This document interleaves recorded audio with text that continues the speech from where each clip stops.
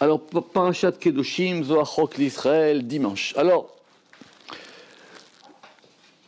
tout le Sefer Vaïkra, tout le livre de Vaïkra, il est consacré à ces notions de pureté et de sainteté.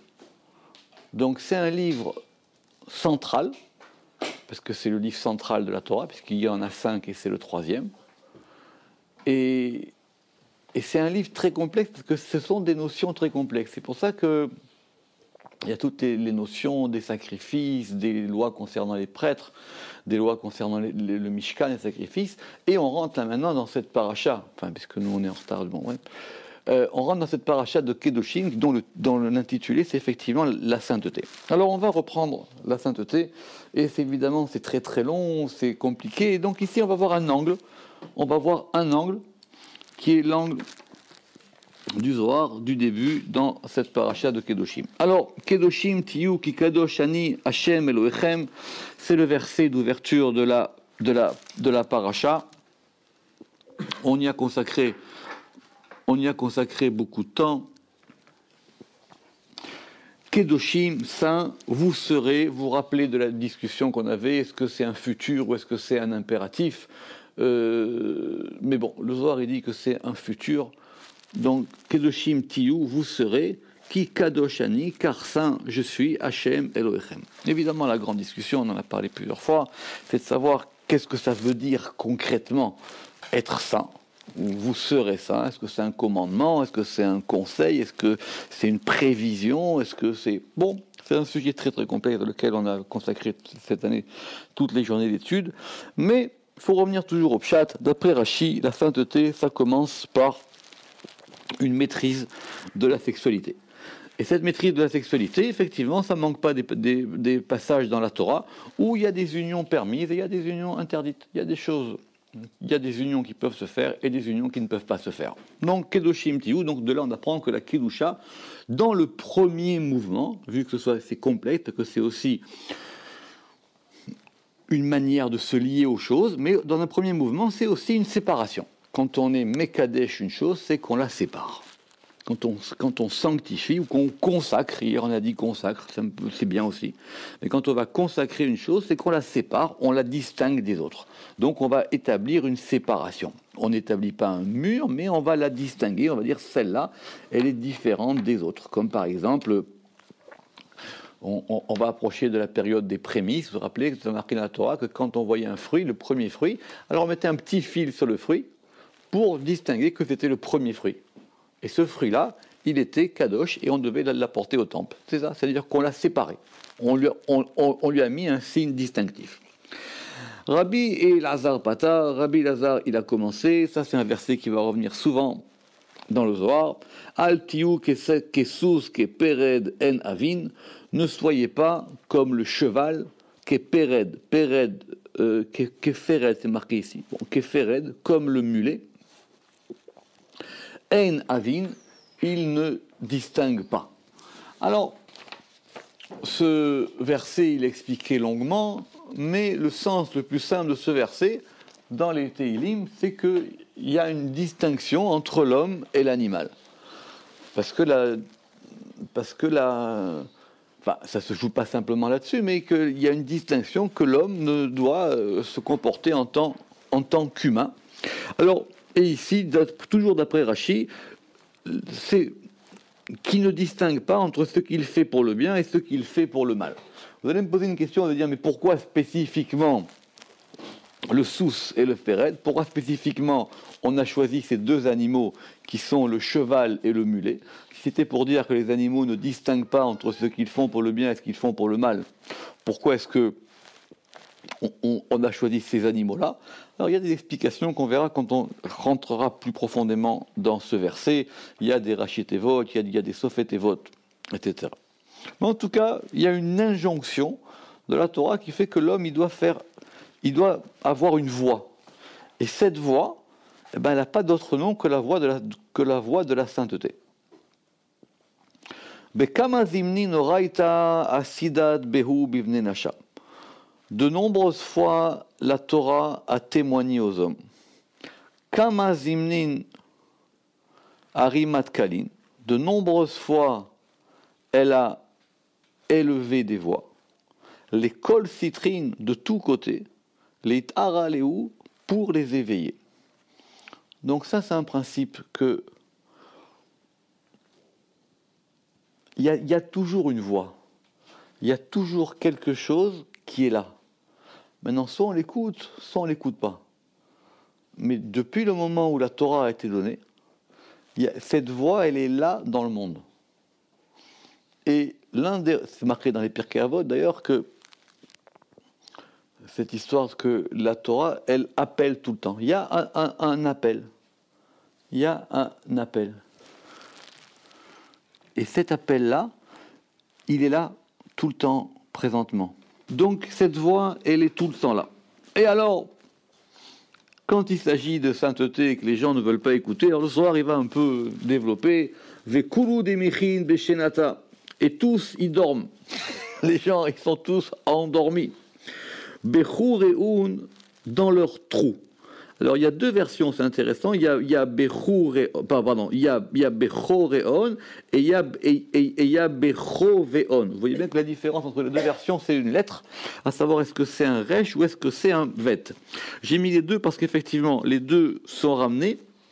Alors, soit on dit ce sont les fautes qui endorment les gens, donc ils ne sont pas à l'écoute, parce que la faute les empêche d'écouter, ou soit on garde la version, et je l'ai gardée aussi dans leur trou, ça veut dire ils sont endormis dans leurs orifices. Comme si, voilà, quelque part, l'oreille n'était pas ouverte, quoi. Là, mistaklin, ils ne regardent pas. Vela mashgichin, et ils ne scrutent pas.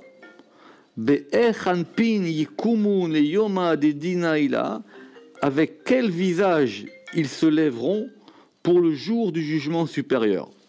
Alors effectivement, parce que c'est développé plusieurs fois, c'est-à-dire que nous on voit ce qu'on est aujourd'hui, mais est-ce qu'on a une vraie image de nous? Est-ce qu'on a une vraie image de nous? Une fois, il y avait un type, il était voir un kabbaliste, il lui a dit, écoute, tu sais, j'ai rêvé d'un grand rabbin, mais il n'avait pas de barbe. Il dit, oui, parce qu'en haut, il n'a pas de barbe. Il n'y a qu'en bas qu'il a une barbe. Ça veut dire, on ne voit pas les choses comme elles sont. Voilà, nous, on le voit avec une barbe, mais tu sais, en haut, il n'a pas de barbe. Qu'est-ce que ça veut dire? C'est autre chose. D'accord? Il y a marqué dans le Sefer à Zichronot de Rabbi Chaim Vital. C'est un livre passionnant, qui est d'ailleurs traduit en anglais, je crois. Dans le Sefer à Zichronot de Rabbi Chaim Vital, il raconte qu'il a eu beaucoup de rêves, beaucoup d'expériences initiatiques, et il a vu les grands de sa génération qui étaient en haut et qui étaient des oies, et c'était des oies qui faisaient des tours autour d'un lac, et elles répétaient les halachot de Shabbat. Alors il dit mais pourquoi ça? Alors il dit parce que c'est marqué dans le Zohar. Ces gens-là, en haut, c'est ça leur place. D'accord?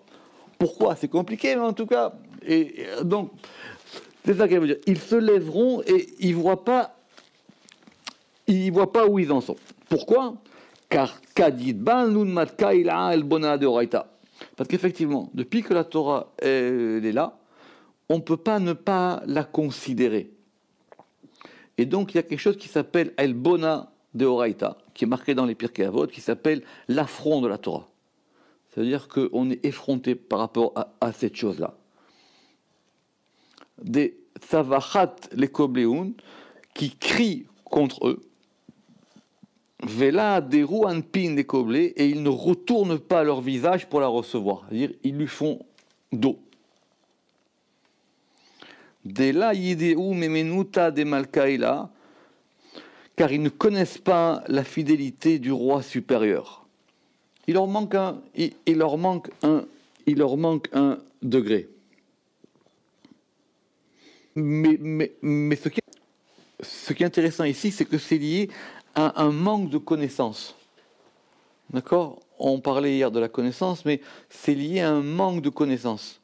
Parce qu'il leur manque un degré de connaissance. Alors, ce n'est pas la connaissance au sens du savoir, ce qu'on va voir ici. Parce que le savoir, c'est purement intellectuel, c'est je sais ou je ne sais pas. La connaissance, le da'at, est marqué ici des layad'ou, car ils ne connaissent pas, ça veut dire que cette chose-là n'est pas claire et n'est pas accessible pour eux. Alors, Vaïloun, malheur à eux, Vaïlenaf Sheoun, malheur à leurs âmes. Le Zohar, il n'a pas peur de remettre les choses claires.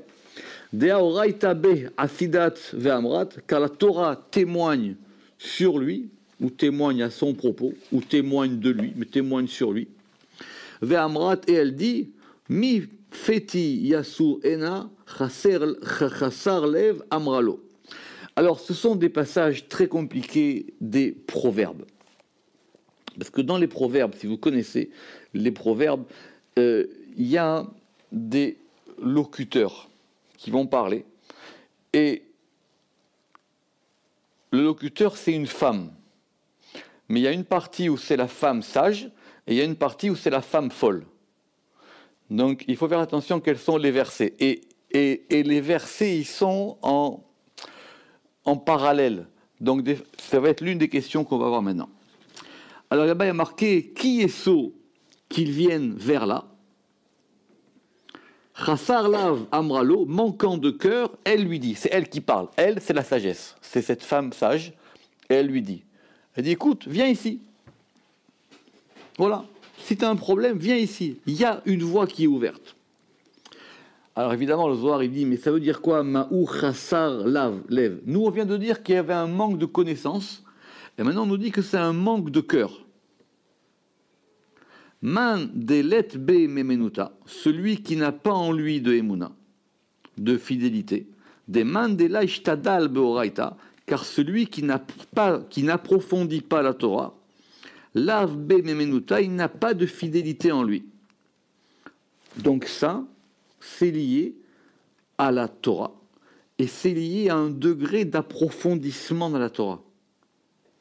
C'est lié à une manière de comprendre la Torah, pour pouvoir ouvrir cet élément qui s'appelle le cœur. Ou fagim ou mikula, et il est plus endommagé que tout. Alors sur cœur, on dit qu'effectivement que cœur c'est 32, ce sont ces fameux 32 chemins de la sagesse, les 32 chemins de la chorma, et parce qu'il lui manque ce degré central. Alors vous allez me dire, mais le cœur il n'est pas au centre, le cœur il est à gauche. D'accord? Alors c'est marqué dans les proverbes qu'il y a un cœur à droite et il y a un cœur à gauche. Et il y a aussi un cœur au centre.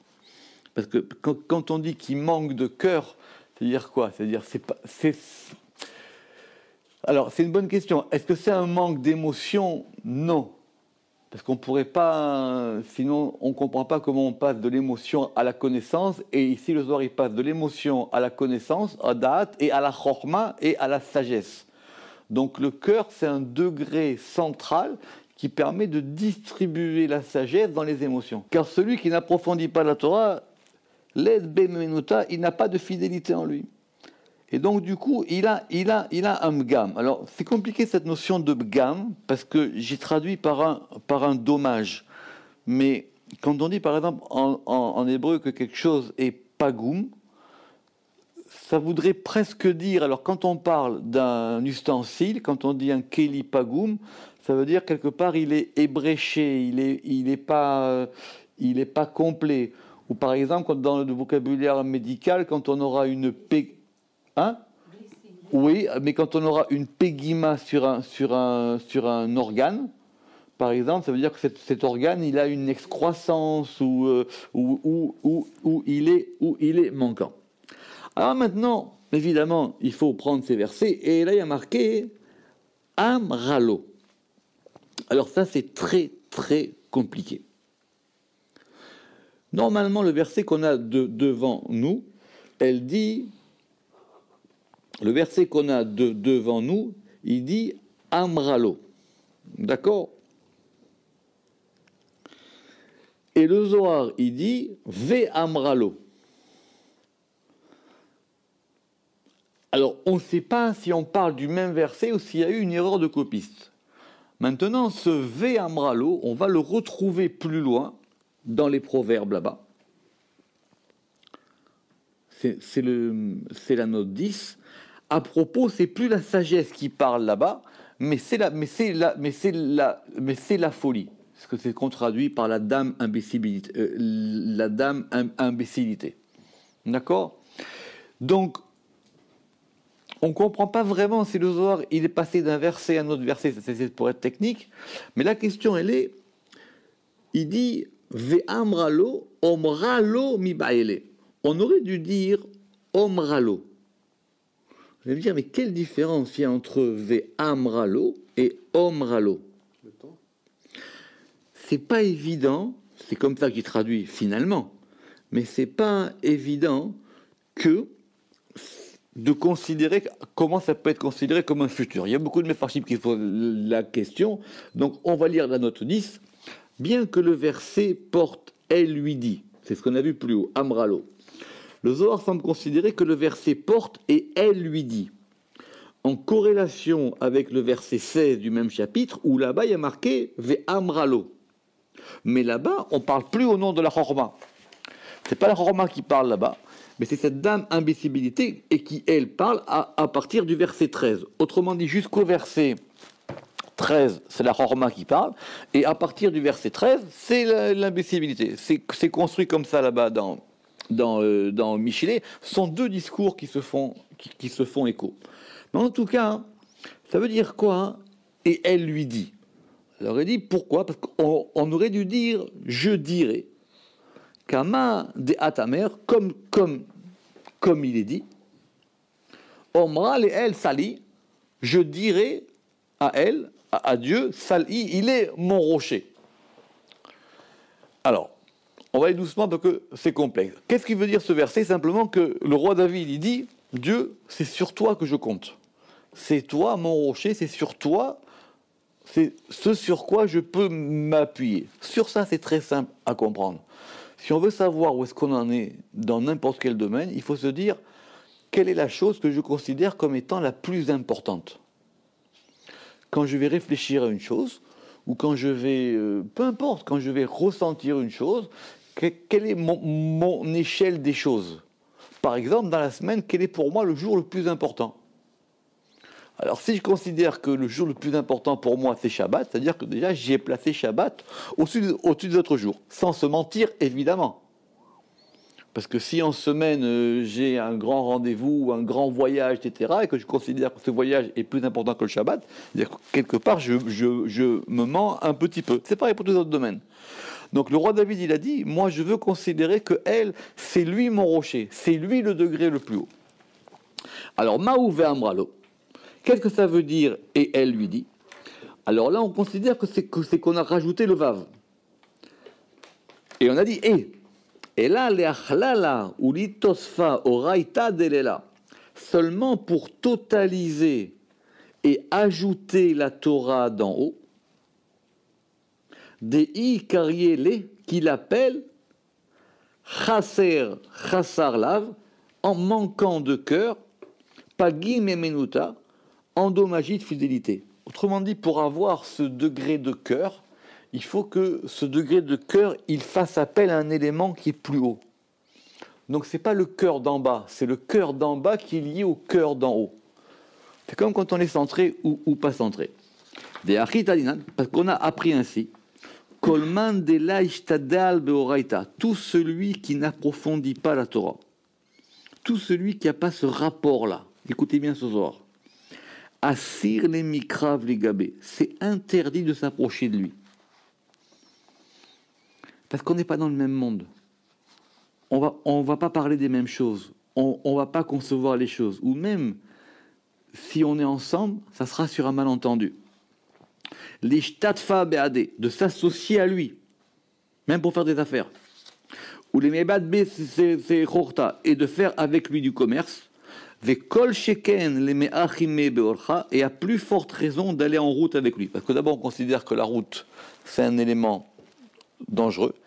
Et surtout, parce que quand on est en voyage, on découvre des choses. C'est pour ça que dans le Zohar, ils sont toujours en voyage. Parce que le fait de sortir de chez soi, ça déconnecte. Et si on n'est pas avec des gens qui partagent ça, alors ça ne marche pas. Dea let be memenuta. Ve'alda. Et sur cela, Taninan, on a enseigné Kol barnage de Azil Beorcha, tout homme qui va en route. Entendez, tout homme qui est en chemin. Ça veut dire qu'il n'a pas de maison. Il est en route. Tout homme qui est appelez ça comme vous voulez, qui est en processus, qui est en chemin, qui est en quête. Veletime milé d'oreita. Et s'il n'a pas avec lui des paroles de Torah, s'il n'a pas avec lui quelque chose qui le recentre, alors sa quête, elle ne marche pas. Ithayav benafshe, il met son âme en danger. Parce que quand on est en recherche de quelque chose, il faut qu'il y ait quelque chose qui vous guide. Il faut qu'il y ait quelque chose à quoi vous raccrochez. Sinon ça s'appelle un exil. Ça s'appelle même l'exil de soi. C'est qu'on ne sait même plus où est-ce qu'on est. Kol sheken madid avec beorcha, à plus forte raison à celui qui s'unit en route avec, c'est-à-dire qui va voyager avec. Iman delet bemenuta, avec celui qui n'a pas en lui de fidélité. Delachashiv likara démarré, parce qu'il n'accorde pas d'importance à l'honneur de son maître. Delachas al nafshe, delachashiv likara démarré ou d'idée. Delachas al nafshe, parce qu'il ne prend pas soin de son âme. Donc, le Zohar va nous ramener sur un élément, c'est que l'homme, il doit considérer son âme. Ça veut dire quoi? Ça veut dire qu'il doit faire attention à lui-même. Vous allez me dire, c'est l'élément numéro 1. On ne peut pas se faire de mal. Mais il doit effectivement c'est ça la Kedusha, dans un premier temps. C'est se préserver quelque part. J'ai écouté un cours cet après-midi, il disait, mais parlait d'autre chose, mais il disait, par exemple, les gens qui se mettent souvent en colère, ils ne se rendent pas compte que c'est à eux qui font le plus de mal. D'accord? C'est ça. Donc, parce qu'il ne prend pas soin de son âme. Rabbi Yehuda Omer, man de la chas al nafshe. Alors maintenant, celui qui ne prend pas soin de son âme, et là on va revenir sur l'élément de la sainteté, Eri shlof nafsha de chashra livré, comment fera-t-il sortir une âme pure pour son fils? Il n'y a pas marqué pur, il y a marqué adéquate. Mais comme adéquate, c'est un peu compliqué, il y a marqué kasher, il n'y a pas marqué pur. Le Rama qui dit, pour pouvoir, celui qui veut pas effectivement, en fin de compte, celui qui se ment, quoi, celui qui regarde pas les choses en face, celui qui n'a pas ce rapport. Alors c'est vrai que nous, ça nous aurait, on aurait aimé que le Zohar, il parle de la vérité. Mais c'est pas la vérité. C'est pas la vérité, il a dit, c'est l'or. C'est le cœur. C'est le cœur. Celui qui n'a pas cet élément du cœur, celui qui n'a pas cet élément de lier avec la Torah, c'est la vérité, c'est-à-dire qui veut essayer de réparer les choses, qui veut se confronter à ces choses-là, comment est-ce qu'il va considérer ses enfants? Comment est-ce qu'il va considérer comment est-ce qu'il va considérer ce qui va être après lui? Et comment est-ce qu'il fera sortir une âme pour ses enfants? Et donc, effectivement, et ça se joue aussi sur la sexualité. Amar Rabbi Elazar, Ta'vana al-Dara, Rabbi Elazar a dit, je suis étonné par la génération. Donc déjà à son époque, Ve'ait marmila, et la chose a été dite, et le mot a été dit. Alors j'ai mis beaucoup de temps, parce que ici dans le Zohar, il y a marqué etc., mais ce etc., on ne sait pas à quoi il ramène.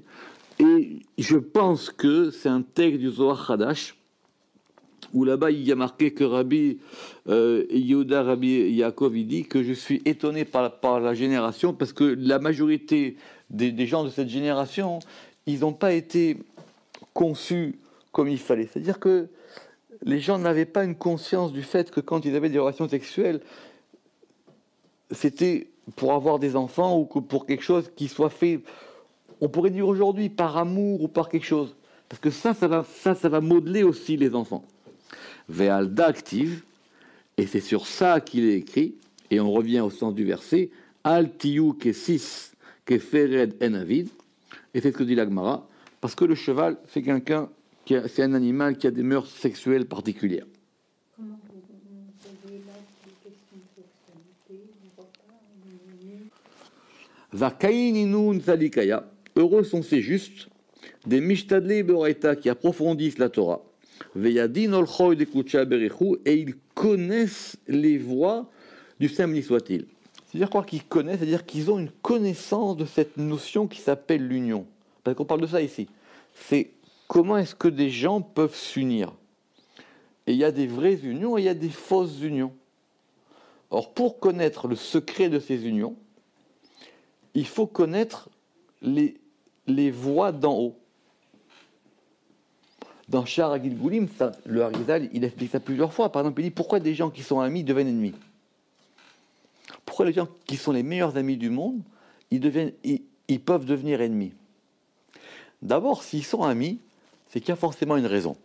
Au-delà du fait qu'on va dire ils aiment la peinture ou ils aiment le football, etc.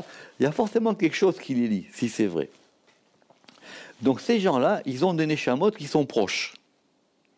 On se lie pas comme ça, on ne choisit pas non plus un maître ou on n'aime pas telle chose par hasard. Donc il y a quelque chose dans votre âme qui vous lie à ça. Pourquoi un il aime la peinture et pourquoi un il est manuel, pourquoi l'autre il est intellectuel, pourquoi... Il y a quelque chose qui vous pousse à ça, c'est votre domaine à vous. Maintenant dans la vie, on peut changer. Parce que l'âme aussi elle évolue, on n'est pas tout le temps bloqué sur la même chose. C'est pour ça qu'après. Maintenant pourquoi est-ce que des gens qui sont amis peuvent devenir ennemis? Il raconte ça. Il dit parce que ces gens-là ils sont amis, donc ils ont effectivement des âmes en commune. Maintenant les deux ils ont... Donc quelque part, ils ont des affinités sur cette terre ensemble. Maintenant, il se trouve que dans le déroulement de leur amitié, il y en a un qui va être plus conscient de ce qu'il a à faire, ou qui aura plus de force que l'autre. Et qu'est-ce qu'il va faire, lui? Alors, il va avancer. Mais en avançant, peut-être qu'il va prendre la part de l'autre. C'est comme s'il y a deux personnes, et devant, il y a un gâteau. Et ces deux, ils sont là pour partager ce gâteau. Mais au bout d'un moment, il y en a un, il dit, l'autre, il voit qu'il ne prend pas le gâteau, alors il dit, tu sais quoi, mais moi je prends les deux parts du gâteau. D'accord? Et ça peut se jouer même dans la connaissance. Au bout d'un moment, il dit, tu sais quoi, mais moi je vais écrire 3 livres, et ben toi, et lui, il n'en a écrit aucun. Et à cause de ça, l'autre, il va le haïr. Il ne le hait pas parce qu'il a trahi, il le hait parce qu'il sait qu'il lui a pris sa part. Parce qu'il sait qu'il lui a pris une part qui lui revenait. C'est l'un des éléments de Korah, par exemple. Parce qu'il a vu, parce qu'il s'est dit que Moïse, il a pris sa part. C'est ça, cette notion qu'ils connaissent ils connaissent les voies du Saint béni soit-il. C'est-à-dire qu'ils ont cette connaissance, et cette connaissance, il n'y a pas... La Kedusha, c'est la voir d'une certaine manière. Parce qu'à la fin de la paracha, on va dire que c'est interdit de procéder à la sorcellerie. Parce que la sorcellerie, tout ça, c'est aussi une manière d'avoir accès à une autre connaissance. Or, la Kedusha, c'est d'avoir cette connaissance dans le bon côté. Parce que le dernier verset de la paracha, c'est l'histoire, vous savez, de ce Ov éveillé d'Aroni. C'était des pratiques de sorcellerie très très particulières qui s'appellent Ov Yedéoni. Yedéoni, c'était justement Yedéoni de la Yédia, de la connaissance. Il raconte que c'était un oiseau, bref. Et la Torah, elle dit, la Kedusha, c'est d'avoir cette connaissance-là. Parce que la sainteté, elle amène l'Esprit Saint. Et l'Esprit Saint, c'est une connaissance. Et donc, et donc, quand ils vont se sanctifier eux-mêmes, ils vont se sanctifier Bigdusha de Malka dans la sainteté du roi. Ils vont se sanctifier dans un degré de sainteté supérieur. Le Rama qui dit par exemple, pour revenir à des choses très concrètes, il dit par exemple à propos du Shabbat. Il dit que d'après la Torah, le Shabbat c'est à la fois le repos du corps et à la fois le repos de l'âme. Parce qu'il faut reposer son corps et il faut reposer aussi son âme. Autrement dit, la régénérer. D'accord? Et ça, c'est un besoin humain. Tout le monde a besoin. Tout le monde a besoin de se régénérer, tout le monde a besoin de reprendre des forces, et spirituelles et matérielles. Il dit le don du Shabbat, c'est que la Torah nous a donné un temps qui est le temps du repos. La définition du Shabbat, c'est ça. Le Shabbat, c'est le temps du repos. Alors on peut se reposer à un autre moment. Il dit, mais à un autre moment, c'est moins en accord avec ce qui se passe en haut, et donc la régénération du corps et de l'esprit, elle se fait d'une autre manière. Et elle se fait différemment. D'accord ? On peut effectivement faire une grasse matinée pendant la semaine, mais ça n'a pas la même valeur que la sieste du Shabbat. C'est concret. On peut avoir une expérience pendant la semaine où on va se reprendre des forces, voir quelque chose, mais ce n'est pas aussi fort que celle du Shabbat. Alors il dit, mais maintenant, parce que le Shabbat c'est un don. Alors il dit, pourquoi c'est un don ? Parce qu'il y a marqué que le Shabbat, on nous l'a donné. Il dit, parce que celui à qui on ne l'a pas donné, ce repos, il va devoir le voler. Ou il va devoir l'acheter, puisqu'on ne lui donne pas. Donc lui, il va courir après ce repos dont il a besoin, et ce repos, il devra se battre pour l'avoir, parce qu'il sait qu'il en a besoin. C'est ça que ça veut dire ici. Ils se sanctifient eux-mêmes dans la sainteté du roi. Shabbat et Kodesh. Shabbat, c'est la sainteté. Leur sainteté, ils la font en adéquation avec la sainteté d'un degré supérieur. Et donc, du coup, maintenant, cette sainteté, elle est en tout. Et donc, de ce point de vue-là, ils vont faire sortir un esprit de sainteté d'en haut. Et donc, du coup, maintenant, leurs enfants, eh ben, ils auront aussi ce rapport-là. Ils seront des juges de vérité. Veikroun bene malka. Et ils vont s'appeler maintenant les enfants du roi. Benin kadishin, les fils saints. C'est une grande question qu'il y a différence qu'il y a entre, dans la Torah, entre quand on dit on est fils de, on est les enfants, parce que l'enfant, il est directement un rapport avec son père. Alors que celui qui est employé, il a un rapport avec Dieu de maître à employé. Alors que celui qui a un rapport de fils à père, il a ce rapport-là. Baruch Adonai Leolam. Amen ve Amen.